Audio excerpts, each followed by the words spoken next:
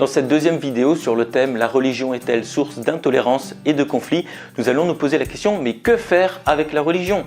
Si la religion est bien souvent un combustible qui alimente le feu de la haine, que faire avec elle?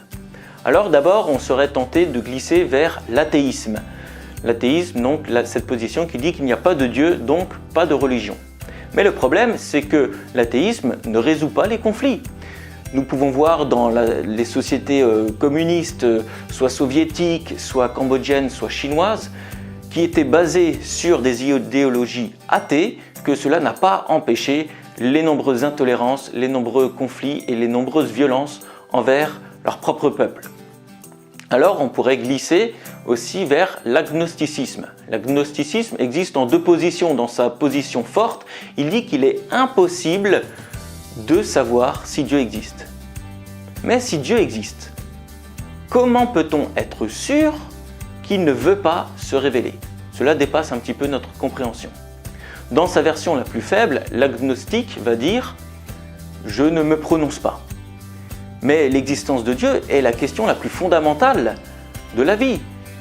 Si Dieu existe, alors il y a un sens, alors il y a une vie après la mort. Ça vaut le coup de faire des recherches et de conclure de manière assez convaincante à cette question. Je ne dis pas que la réponse est facile à trouver, mais je dis simplement que rester dans un flou, ne pas se prononcer, c'est finalement ne pas se prononcer sur la question la plus fondamentale de toute l'existence humaine.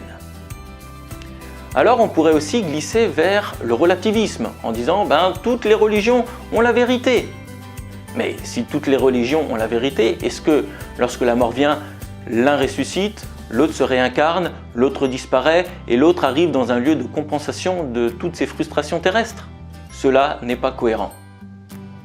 Au final, comme le souligne le journaliste britannique John Gray, le problème vient du cœur de l'homme. Il dit ceci: « La faute n'est pas à la religion, pas plus que la science n'est coupable de la prolifération des armes de destruction massive ou la médecine et la psychologie du perfectionnement des techniques de torture.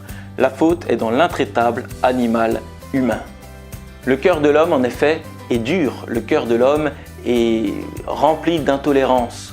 Il est prêt à faire de nombreux conflits. Et pour cela, Jésus est une très bonne solution. Il est très fort pour rendre le cœur tendre. Il est très fort pour donner de l'amour. Je citerai juste un exemple. Louis Zamperini, américain, fait prisonnier par les Japonais pendant la Seconde Guerre mondiale, qui a subi de nombreuses violences.